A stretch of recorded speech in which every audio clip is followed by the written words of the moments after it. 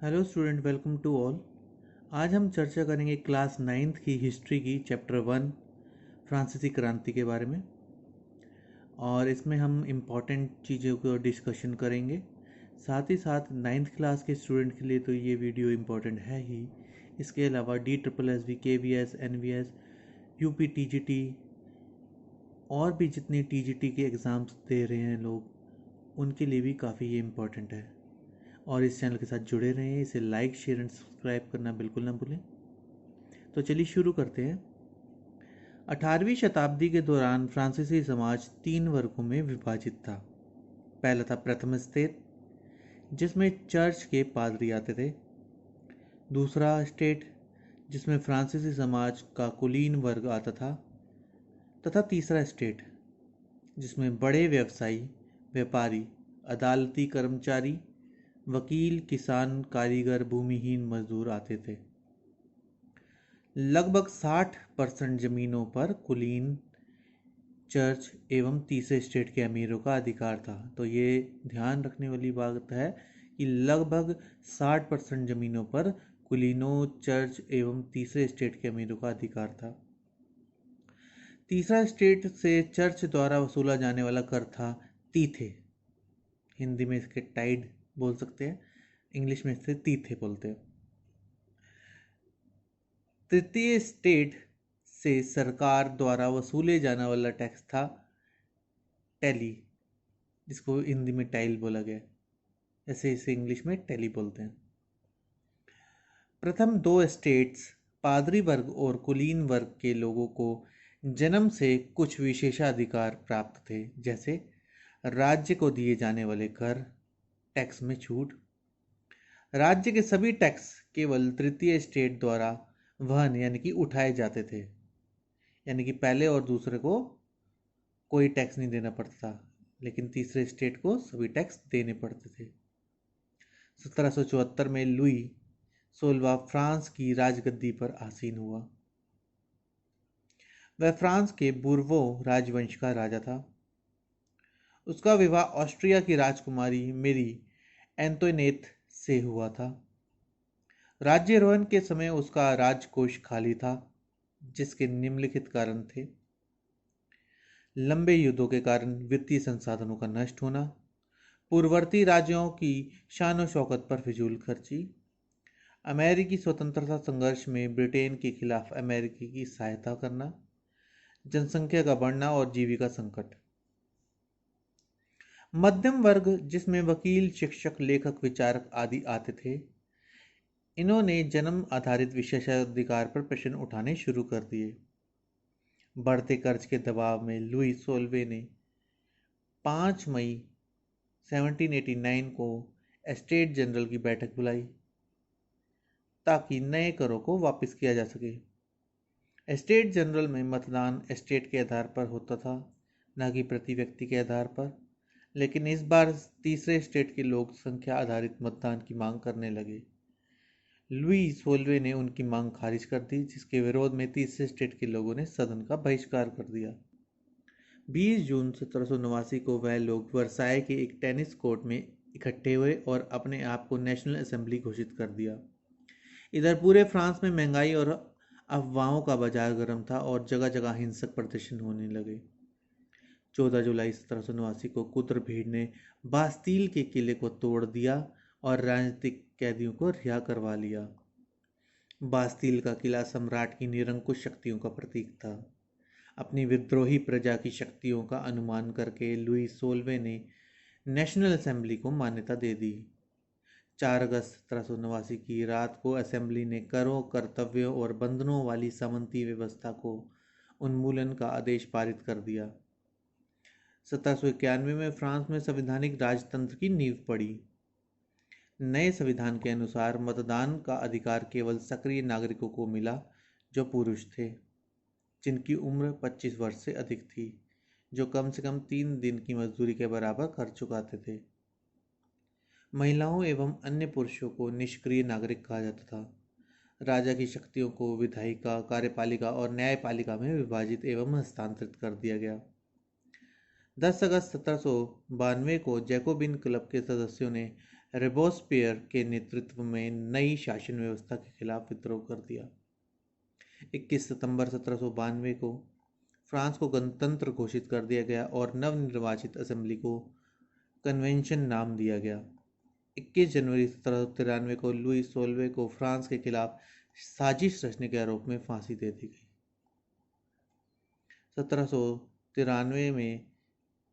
1794 के दौरान रोबेस्पियर ने क्रूरतापूर्वक राज्य किया, इसलिए इस काल को आतंक का काल भी कहते हैं।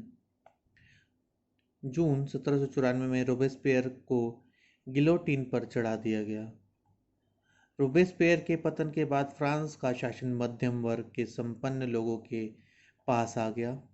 उन्होंने 5 सदस्यों वाली एक कार्यपालिका डायरेक्टरी को नियुक्त किया जो फ्रांस का शासन देखती थी, लेकिन अक्सर विधान परिषद में से उनके हितों का टकराव होता रहता था। इस राजनीतिक अस्थिरता का फायदा नेपोलियन बोनापार्ट ने उठाया और उसने 1799 में डायरेक्टरी को खत्म कर दिया और 1804 में फ्रांस का सम्राट बन गया। 1815 में वाटरलू में उसकी पराजय हुई और उसे बंदी बना लिया गया। फ्रांसीसी क्रांति के मूल तत्व स्वतंत्रता, समानता और बंधुत्व ने पूरे विश्व पर प्रभाव डाला। 1848 में फ्रांस के सभी उपनिवेशों में दास प्रथा का उन्मूलन कर दिया गया। महिलाओं को मतदान का अधिकार 1946 में जाकर मिला। अब एक नज़र में देखते हैं फ्रांसीसी क्रांति के कारण। एक तरफ सामाजिक राजनीतिक तात्कालिक सुधारकों और आर्थिक कारण है, एक एक करके देखते हैं हम। फ्रांसीसी क्रांति के सामाजिक कारण थे समाज का वर्गों में बंट जाना, सामाजिक विभेद, अलग अलग विभेद हो चुके थे, मध्यम वर्ग का उदय होना, ये 3 सामाजिक कारण हैं। अब राजनीतिक कारण की बात करें तो अयोग्य शासन और विशेषाधिकार। कुछ को तो विशेषाधिकार मिले हुए थे और कुछ को विशेषाधिकार नहीं मिले थे, यही राजनीतिक कारण है। आर्थिक कारण की बात करें फ्रांसीसी क्रांति की तो लगभग 12 अरब लिब्रे का कर्ज हो गया था फ्रांस पर। राजकोष खाली हो चुका था, जीविका का संकट हो गया था, कर व्यवस्था बड़ी निश्चिल हो चुकी थी, बेकार हो चुकी थी। सुधारकों एवं विचारकों का इन पर प्रभाव पड़ा था। जो सुधारक थे उसमें विचारक थे, थिंकर्स थे, लेखक थे रूसो, मिराबियो, आबेशिया। ये 3 सुधारकों और विचारकों का प्रभाव पड़ा। तत्कालिक कारण था लुई सोलवे का नया कर लगाने का प्रस्ताव। फ्रांसीसी क्रांति का जो तत्कालिक कारण था लुई सोलवे का नया कर लगाने का प्रस्ताव। यही फ्रांसीसी क्रांति तारीखों की नज़र से। अब हम 1 अंक वाले प्रश्नों की बात करेंगे। फ्रांस की क्रांति के समय सम्राट कौन था फ्रांस का? Louis Solva. The social contract नामक पुस्तक किसने लिखी है? रूसो ने। लुई सोलवा किस राजवंश का था? बूर्बों। फ्रांस में 1794 तक चलने वाली मुद्रा का क्या नाम था? लिब्रे। नेपोलियन फ्रांस का सम्राट कब बना? 1804 में। वाटरलू का युद्ध नेपोलियन ने सन 1815 में लड़ा। फ्रांस का राष्ट्रगान मार्सिले है, ध्यान रहे फ्रांस का राष्ट्रगान मार्सिले है और इसे लिखा है कवि रॉजेट दी लाइल ने। फ्रांसीसी उपनिवेश से दास प्रथा का उन्मूलन सन 1848 में हुआ। जैकोबिन क्लब का प्रमुख नेता था मैक्समिलियन रोबेस्पियर। किस स्टेट को 18वीं सदी के फ्रांस में सभी कर चुकाने पड़ते थे? याद है, तृतीय स्टेट। पहले और दूसरे को छूट थी, तृतीय स्टेट को सभी कर चुकाने होते थे। एस्टेट जनरल क्या था? फ्रांसीसी सम्राट को सुझाव देने वाली सभा। फ्रांस गणतंत्र कब बना? 21 सितंबर 1792 को। 14 जुलाई 1789 को किस किले को तोड़कर राजनीतिक कैदियों को भीड़ ने रिहा करवाया? बास्तील का किला तोड़कर। डिक्टेटरी शासन व्यवस्था का अंत किसने किया? नेपोलियन ने। उपज का 10वां भाग जो चर्च के द्वारा कर के रूप में लिया जाता था उस कर का नाम क्या था? टाइट, जिसे मैंने बताया था तीथे बोलते हैं। अब बड़े प्रश्नों की बात की जाए। लुई सोलवे का राज्यारोहण के समय फ्रांस की आर्थिक स्थिति कैसी थी? पहला प्रश्न, इसका आंसर है राजकोषीय खाली हो चुका था, राजकोषीय घाटा काफ़ी था। युद्धों के कारण वित्तीय संसाधनों का नष्ट होना, शान शौकत के लिए फिजूल खर्ची, 10 अरब लिवरे से अधिक कर्ज था, सरकार से कर्जदाताओं की ब्याज की मांग। ये सभी कारण हैं, यानी कि 5 पॉइंट आप लिखें 3 से 5 नंबर में। दूसरा प्रश्न है तीसरे स्टेट की व्याख्या करें। तीसरा स्टेट क्या था? इसका उत्तर इस प्रकार है, यह एक साधारण वर्ग था। दूसरा पॉइंट, राजनीतिक अधिकार इसे प्राप्त नहीं था। फ्रांस की क्रांति में इसने विशेषाधिकार वर्ग का विरोध किया था। ये 3 पॉइंट आप ध्यान रखें। 4 अगस्त 1789 को नेशनल असेंबली ने क्या आदेश पारित किया? तीसरा प्रश्न है 4 अगस्त 1789 को नेशनल असेंबली ने क्या आदेश पारित किया? इसका उत्तर है सामंती व्यवस्था को खत्म करना, यानी कि उन्मूलन का अर्थ होता है खत्म करना। पादरी वर्ग के अधिकारों को छोड़ देने के लिए विवश किया गया और धार्मिक कर समाप्त किया गया। ये 3 पॉइंट आप लिखें। फ्रांसीसी समाज की महिलाओं का जीवन कैसा था? चौथा प्रश्न का उत्तर है जीविका निर्वाह के लिए काम, बाजारों में सामान बेचना, संपन्न घरों में नौकरी करना, अपने परिवार का पालन पोषण करना, मजदूरी पुरुषों से कम लेना। ये सब था। आप ये सब पॉइंट लिखें। महिलाओं ने अपने हितों की हिमायत कैसे की? हिमायत मतलब अपने जो हितों के लिए आवाज़ कैसे उठाई? उत्तर 5 का है आंसर।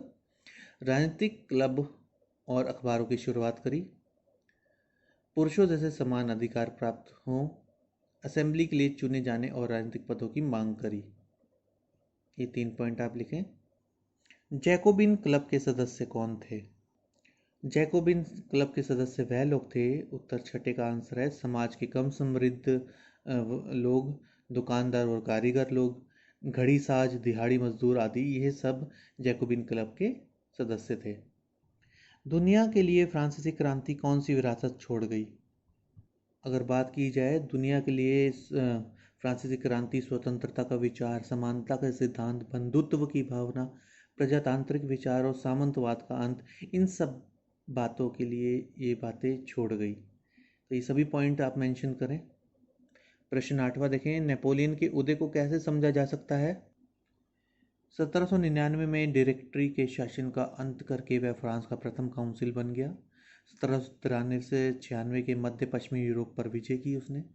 सत्ता पर कब्जे के बाद खोए हुए भूखंड पुनर्वापस ले लिए। ऑस्ट्रिया, प्रशा और रूस को परास्त किया। समुद्र के ऊपर ब्रिटिश नौसेना पर फ्रांसीसी अपना प्रभुत्व कायम नहीं कर सके। फ्रांसीसी क्रांति में दार्शनिकों के योगदान का वर्णन करें। तो इसका उत्तर इस प्रकार है, उन्होंने क्रांति के विचार प्रदान किया, फ्रांस के लोगों को अधिकारों के लिए लड़ने हेतु प्रेरित किया, सम्राट के अधिकारों को चुनौती दी।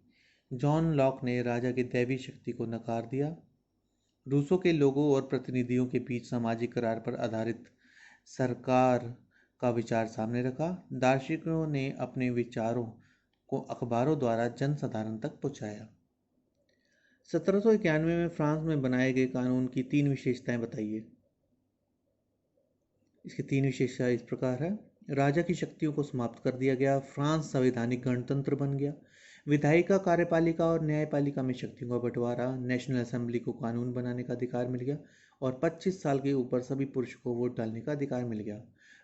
लिखा तो 3 पॉइंट है, लेकिन आप 4 से 5 लिख सकते हैं। अगला प्रश्न है 11वां, जैकोबिन क्लब के सदस्यों को सोकुलात क्यों कहा जाता था? जैकोबिन क्लब के सदस्य गोदी कामगारों की तरह बिना घुटनों वाली धारीदार लंबी पतलून पहनते थे। वह अपने आप को कुलीनों से अलग करने का तथा उनकी सत्ता समाप्ति के ऐलान का उनका तरीका था। अपने इसी बिना घुटनों वाली पोशाक पहनने के कारण उन्हें सोकुलात भी कहा जाता था। ध्यान रहे 3 पॉइंट। 12वां प्रश्न है, क्या आप इस बात से सहमत है कि सार्वभौमिक अधिकारों के संदेश में नाना अंतर्विरोध थे, मतलब काफ़ी विरोध था? उत्तर है, सार्वजनिक अधिकारों के संदेश में नाना अंतर्विरोध थे। घोषणा पत्र की शुरुआत से ही पुरुषों के एकाधिकार की पुष्टि करती है। महिलाओं का स्थान दूसरे दर्जे का कर दिया गया। बिना संपत्ति वाले लोगों को भी बराबरी का हक नहीं था। दास प्रथा जैसे गलत प्रथाओं को भी नज़रअंदाज किया गया। महिलाओं को मताधिकार 1940 में जाकर मिला। लास्ट प्रश्न है इसका, रोबेस्पियर के शासनकाल को आतंक का राज क्यों कहा जाता है? क्योंकि 1793 में फ्रांस की सत्ता पर काबू कर लिया गया था।